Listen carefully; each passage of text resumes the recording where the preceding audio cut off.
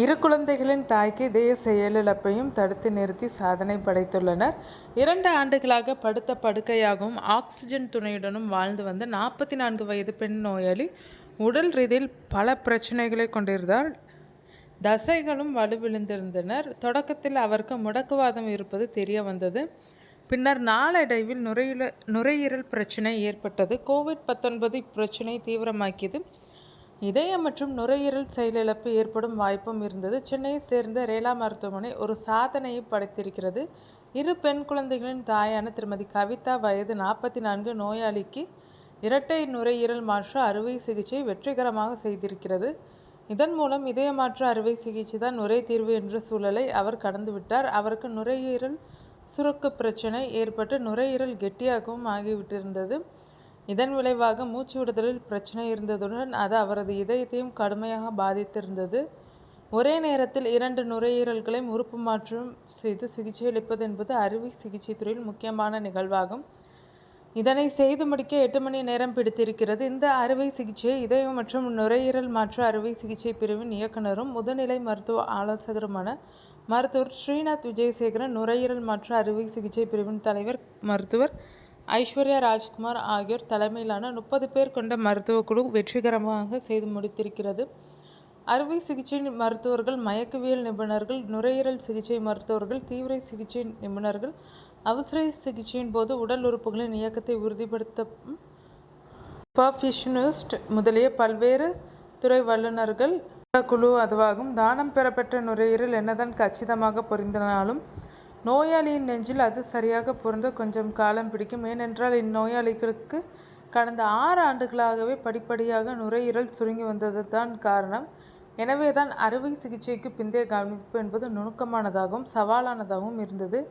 அந்நோயாளி உட்காரவும் நிற்கவும் நடக்கவும் போதுமான தசைபலம் தேவைப்பட்டதால் அதனை பெறும் வரை தீவிர சிகிச்சை பிரிவில் இருக்க வேண்டி வந்தது. அறுவை சிகிச்சை நடைபெற்ற பல வாரங்களுக்கு பிறகு அவரால் இயல்பு வாழ்க்கைக்கு திரும்ப முடிந்திருக்கிறது. அவரால் தன்னையும் தனது மகள்களையும் இப்போது கவனித்து கொள்ளவும் முடிகிறது. அவர் தனது வாழ்நாள் முழுவதும் நோய் எதிர்ப்பு மருந்துகளை உட்கொள்ள வேண்டியிருக்கும். இருப்பினும் அண்மையில் அவரது பயாப்சி பரிசோதனையின் முடிவுகளின்படி உறுப்பு மாற்று சிகிச்சை செய்யப்பட்ட அவரது நுரையீரல்கள் சிறந்த முறையில் இயங்குகின்றனர் என்பது குறிப்பிடத்தக்க அம்சமாகும். இது குறித்து பேசிய ரேலா மருத்துவமனையின் தலைவர் பேராசிரியர் முகமது ரேலா, இரட்டை நுரையீரல் மாற்று அறுவை சிகிச்சையை வெற்றிகரமாக செய்திருப்பது உண்மையிலே சிறப்பான விஷயமாகும். உயிர்காக்கும் இத்தகைய சிகிச்சை இருப்பதை நோயாளிகள் இதற்கு முன்னர் அறிந்திருக்கவில்லை. நோய் முற்றிய நிலையில் இருந்த அவருக்கு அறுவை சிகிச்சை தேவை என்ற நிலை இருந்தது.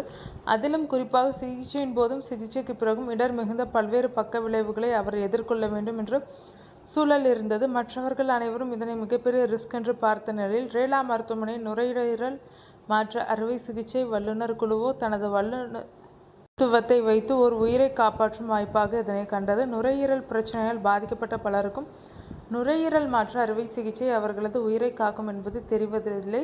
இது குறித்த விழிப்புணர்வு நாம் ஏற்படுத்த வேண்டும். மேலும் உறுப்பு தானத்தையும் நாம் ஊக்குவிக்க வேண்டும். இதன் மூலம் வாழ்க்கையை வாழ்வதற்கான மற்றுமோர் வாய்ப்பை நாம் நோயாளிகளுக்கு வழங்கி விடுகிறோம் என்றார்.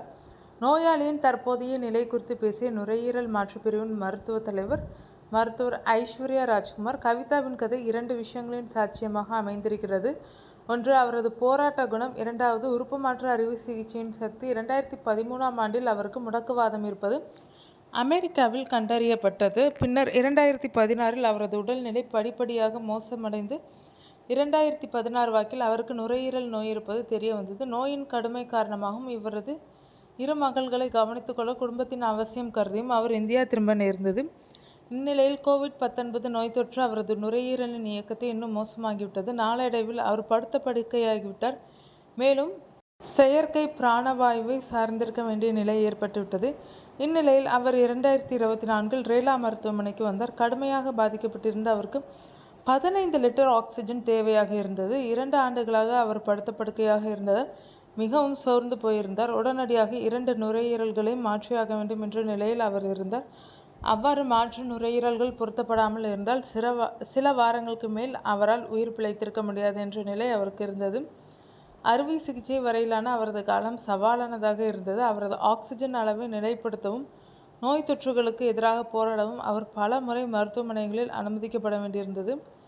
காலத்தோடு நடந்த அவரது ஓட்டப்பந்தயத்தில் ஆசீர்வதிக்கப்பட்ட தருணம் ஒன்றும் வந்தது. அதுதான் அவருக்கு முற்றிலும் பொருந்தக்கூடிய வகையிலான நுரையீரல்கள் கிடைத்த தருணம் என்றார். இந்த அறுவை சிகிச்சை பற்றியும் நுரையீரல் மாற்று அறுவை சிகிச்சைக்கு பிந்தைய சவால்கள் குறித்தும் பேசிய இதய மற்றும் நுரையீரல் மாற்று அறுவை சிகிச்சை பிரிவின் இயக்குனரும் முதுநிலை மருத்துவருமான விஜயசேகரன், அவரது நெஞ்சு பகுதிக்கு பொருத்தமான அளவில் நுரையீரல்களை கண்டுபிடித்து பெறுவது நாங்கள் சந்தித்த சவால்களில் முக்கியமானது. தானம் கொடுத்தவரின் நுரையீரல் அளவில் பெரியது. இதன் விளைவாக அறுவை சிகிச்சைக்கு பிறகும் கூட அவரது மார்பு குட்டை திறந்த நிலையில் வைத்திருந்து கண்காணிக்க வேண்டிய நிலை இருந்தது. அதன் பின்னரே அதனை மூட வேண்டும் என்ற சூழல். அறுவை சிகிச்சை ஒருபுறம் இருந்தாலும் சிகிச்சைக்கு பின்னர் அவர் குணமடைவதில் பல தடைகள் இருந்தனர். அவரின் உடல் தசையின் பருமன் மோசமாக இருந்தது. எனவே சுயமாக சுவாசிக்கவும் வெண்டிலேட்டரின் உதவியின்றி இயங்கவும் அவருக்கு ஆற்றல் தேவைப்பட்டது.